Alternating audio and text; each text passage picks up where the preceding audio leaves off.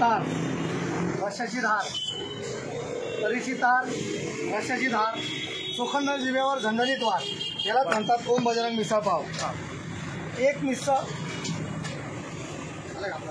तुम्ही काय करू पाव मिसळ जाऊन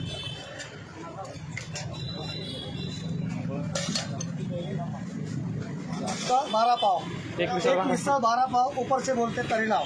हे जर शब्द कानावर नाही पडले तर ते नाशिक मिसळचा खवय्या नाही आणि तो नाशिक मिसळ सर्व करणारा मिसळवाला नाही.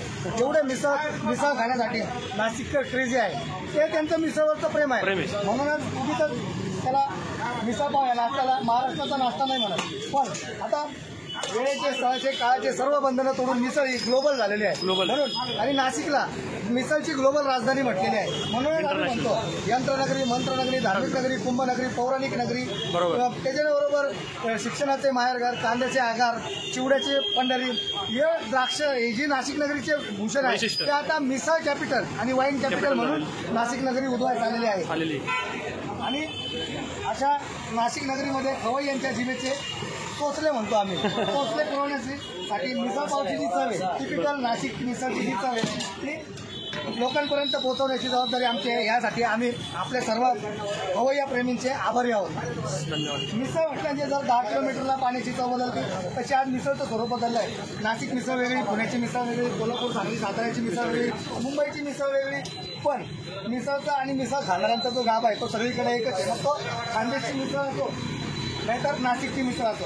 नाशिक मिसळमध्ये तुम्हाला मठ मिळेल, त्याच्याबरोबर हिरवे मूग मिळतील, काबुली चणे येईल, हरभर येईल, चवळी येईल, हिरवा वाटाणा येईल, शेंगदाणे येतील. आणि त्याच्याबरोबर नाशिक मिसळची खासियत अशी, नाशिक मिसळमध्ये फक्त शेव आहे. पुण्यामध्ये तीच फरसाणमध्ये आमसूल पावडर आणि पिठी साखर असते, त्याच्यामुळे त्याची चव बदलते. सांगली, साताऱ्याला तुम्ही जर गेले तर तिथं ब्रेड मिळतो, तो मिल्क ब्रेड नसतो, तिथं त्याची चव बदलते. मुंबईला गेला तर राजमा येतो, हिरवा वाटाणा येतो, तिथं मिसळची चव बदलते. तुम्ही ते खानदेशला सरकले, धुळे, जळगाव, नंदुरबारला सरकले तर मिसळ बरोबर पाव येत नाही, ब्रेड येत नाही, त्याच्याबरोबर भाज्याचा चुरा आणि तिथले अप्रतिम अशी मसाल्यांची चव मिळते. या सगळ्यांमध्ये नाशिक मिसळ तिचं वेगळे पण राखून आहे. आता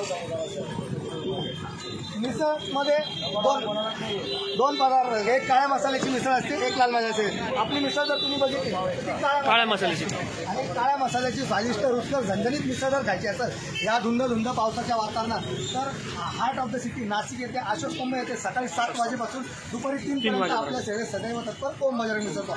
आणि आपली मिसळ खाऊन जर तुम्हाला जळजळ झाली, ऍसिडिटी झाली, पोटदुखी झाली, ढेकर आले तर आम्ही सर्व खर्च, डॉक्टरांचा सर्व खर्च करण्यास तयार आहोत. आजपर्यंत अशी वेळ आलेली नाही. त्याचे गुपित आहे, त्याच्यात वापरले जाणारे उच्च प्रतीचे चांगल्या दर्जाचे घटक. आणि दुसरं जी आपण फोडणी देतो, जी फोडणी म्हणजे तडका देतो तो प्रॉपर द्यायचा. तडका फोडणी व्यवस्थित दिल्यावर, कच्ची ठेवल्यावर तुम्हाला ऍसिडिटी जळजळ त्रास होणार नाही, ही आमची गॅरंटी. आणि या कामासाठी आमचे कस्टमर आम्हाला मदत करतात. जर एका दिवशी मिसळ कमी तिखट झाली, जास्त तिखट झाली तर कस्टमर सांगतात, त्याच्याने क्वालिटी मेंटेन राहते. दुसरी गोष्ट अशी की भुके को अन्न प्यासे को पाणी, भुके को अन्न प्यासे को पाणी, जय बाबा बर्फानी, ही आपली संस्कृती जपण्याचा आम्ही प्रयत्न करतो. इथं येणारा प्रत्येक जीव हा तृप्त भावनेने समाधान पाहून तिथून गेला पाहिजे, हे आमच्या वडिलांचे तत्व आहे. आणि 1971ला जरी आपली सुरुवात झाली तरी मी, अमोल सोनवणे आणि माझा भाऊ विशाल सोनवणे अशी आता ही दुसरी पिढी मिसळची जबाबदारी सांभाळत आहे आणि आमची तिसरी पिढी इथे जॉईन झालेली आहे. आज 50-51 वर्षात पदार्पण करताना नाशिककरांचे, मिसळ प्रेमींचे, खवय्यांचे भरभरून प्रेम भेटले आणि त्या प्रेमापोटीच आम्ही आज इथपर्यंत आहे. तो यावं, पडेगा इंडिया तो बढेगा इंडिया, पडेगा इंडिया तो बढेगा इंडिया, लेकिन बढेगा कब इंडिया, जब इंडिया तो बढेगा इंडिया. म्हणून मिसळचा स्वाद, मिसळची टेस्ट, काळ्या मसाल्याची स्वादिष्ट रुचकर व झणझणीत मी स्पेशल म्हणतो या वातावरणामध्ये. अशा मिसळची जर चव घ्यायची असेल तर ओम बजरंग मिसळ पाव हा चौथा सिटी नाशिक इथे यावं, आम्हाला उपस्थित करावं. तो गाईज कधी येत आहे ओम बजरंग मिसळ पाव. थँक्यू. मिसळमध्ये प्रथम जे पोहे येतात त्याच्यापासून तुम्हाला मिळतात कॅल्शियम आणि फायबर. त्याच्याबरोबर जे शेव येते ती 2 प्रकारची असते, एक खस्ता शेव असते, एक कडक शेव असते. त्या खस्ता शेव आणि कडक शेवचं मिश्रण 2 मिनिटात जेव्हा मिसळचा गरमागरम रस्ता त्याच्यात येतो आणि ते तुमच्या तोंडापर्यंत जेव्हा जिभेपर्यंत जेव्हा जातात तेव्हा जिभेवर जो स्वाद, जो आरोमा, जो ती चव ती काही अवर्णनीय असते. ही मिसळ बनवण्याची पद्धत असते. गार मिसळ खाण्यात मजा नाही. त्याच्यानंतर मिसळचा महत्त्वाचा सगळ्यात मिसळचा आत्मा कोर घटक, मोर आलेलं कडधान्य ज्याला मिलेटस स्प्राउट्स म्हणतात.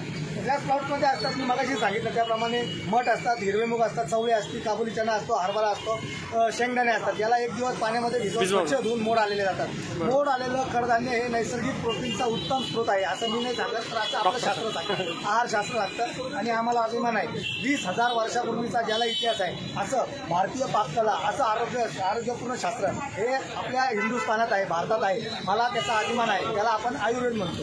या आयुर्वेदाला 20,000 वर्षापूर्वीचा इतिहास आहे. जर तुम्ही जे अन्नपदार्थ ग्रहण करतात त्याचं रिफ्लेक्शन तुमच्या बॉडीमध्ये पडतं, सगळं होतं. आधुनिक भाषेत आम्ही म्हणतो हा शरीर म्हणजे केमिकलच आहे. जे तुम्ही ग्रहण करणार त्याची रासायनिक क्रिया तुमच्या शरीरात होणार आणि ते रिफ्लेक्ट होणार. बरोबर. कोणी हिला आयुर्वेदिक मिसळ म्हणतं. संपूर्ण कोरोना कालावधीमध्ये आपल्या रशाच्या मसाल्याच्या टेस्टमुळे आपला जो मसाला आहे तो तुम्हाला घशामध्ये पित्त, कफ, वात तयार होत नाही. म्हणून कोणी हिला आयुर्वेदिक मिसळ पण म्हणतं. कुठलीही गोष्ट जर प्रमाणात खाल्ली, योग्य पद्धतीत खाल्ली तर शरीराला जे नैसर्गिक घटक आवश्यक आहे ते पूर्ण मिसळ या नाश्त्यामधून मिळतात. म्हणून याला बॅलन्स फूड पण म्हटलं जातं. तुम्हाला कार्बोहायड्रेट मिळतात, कॅल्शियम मिळतात, फायबर मिळतात, प्रोटीन मिळतात, इत्यादी सर्व घटक पदार्थ या नाश्त्यातून मिळतात. फक्त हे सांगताना जर तुम्ही पाव मर्यादित खाल्ले तर फॅट लॉस होईल, फॅट पण कमी येतील. मैद्याचे पाव असतात, नाविलाज आहे. मिसळ बरोबर पाव हे समीकरण पण झालंय, पण पाव किती घ्यायचे लिमिटेड शेवटी आम्ही सांगण्याचं काम करतो. आणि आपण सुद्धा आहात या मिसळबरोबर तुम्हाला मिळेल ही मिसळची प्लेट. याच्याबरोबर जर कोणाला पाहिजे तर दही